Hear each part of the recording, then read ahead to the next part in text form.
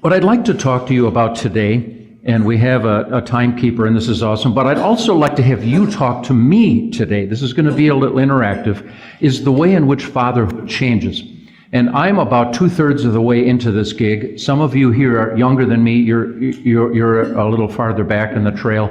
And judging from some snow on the roof here or some absent roofing, some of you are farther ahead of me on the trail.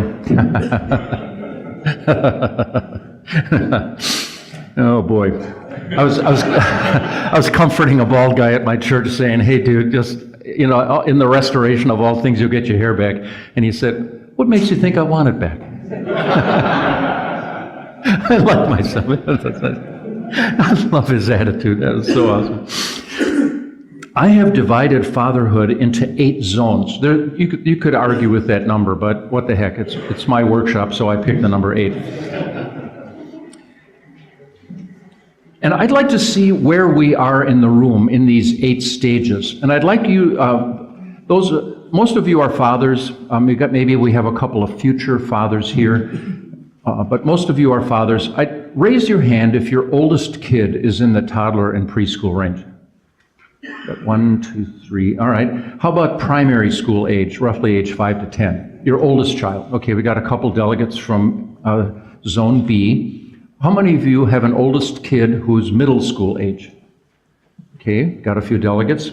How about high schoolers? Your oldest kid is in high school. Okay, got a couple there.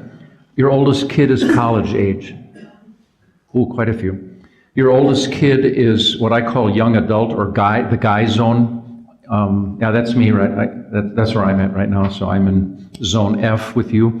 How many of you are in the zone of married children? Okay, oh boy, quite a few. And is anybody raising grandchildren? Do we have it? Oh, I've got 2. Oh man, 4. What I'd like you to, just as we start out, I'd like you to pause for just a moment and think of your oldest child, whatever zone I've kind of assigned you to. And I'd like you to take about 40 seconds and think about your biggest dilemma as a father with that kid at that age. And then just jot down a few notes. Let's take Zone A. The dilemmas of having a newborn and just a toddler, a very small child. It is, there's only one word that comes to mind for me and that sticks in my memory, and that's exhaustion. I just remember being really tired all the time. But my learning, I would say, the biggest do-over I wish I could do over as a dad of very small children is I did not appreciate enough that as tired as I was, my wife was even tireder. And I don't think men in general realize what small children take out of a woman, physically and emotionally and spiritually. I have a painful memory of leaving for work, doing my thing, putting my coat on, and Carol stood in the living room, had not even been able to get dressed yet, in a bathrobe. She's holding a baby in her arms. One kid is going like this, "Mom, Mom, Mom," is yanking on her bathrobe. And the oldest one is just out of arm's reach being naughty to get attention. And she looks at me as I'm going out the door and says, "Have fun." Have fun. I was really irritated by that. But as I look back on it, I had no right to be irritated because she was going to be working harder than I was that day. You know how important parenting is when kids are that little? Do you know that children of successful parents hear something like 30 million more words than children of broken or dysfunctional or single-parent families? Do you know that by the age 3, there already are massive cognitive differences opening up between children who are parented well and children who are left to fend for themselves? You pretty much determine your child's academic success by how you spend those first 3 years with them. Children who are read to have double the vocabularies of children who weren't. It's enormously important. Those of you, we've got a couple of delegates from the toddler zone here.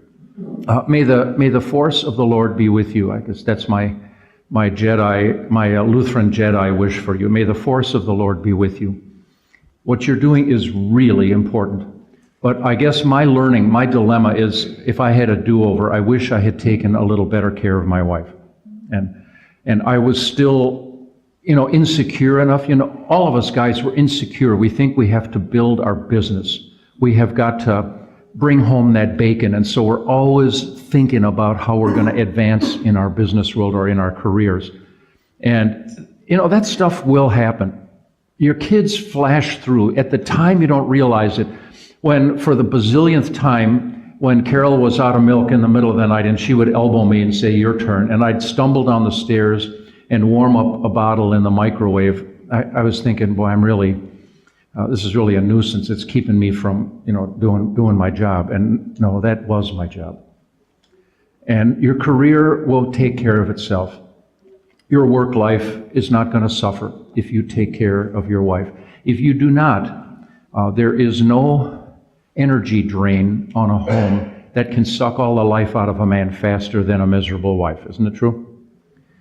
I was at a wedding a little while ago, and they did that little gig. The DJ did the gig where everybody's dancing, and he says, "Okay, how many of you have been married 5 years or less?" And then you go sit down. And then 10 years or less, and then you go sit down. And the last guy standing, the last couple dancing had been married, 35 years, and he sticks the mic in the guy's face and says, "What's your secret to this long and happy marriage?" And he says, "Happy wife, happy life." And I just put that out to you. Anybody want to give a comment on, do we have a dilemma to talk about in the newborn and the toddler zone, the exhaustion zone?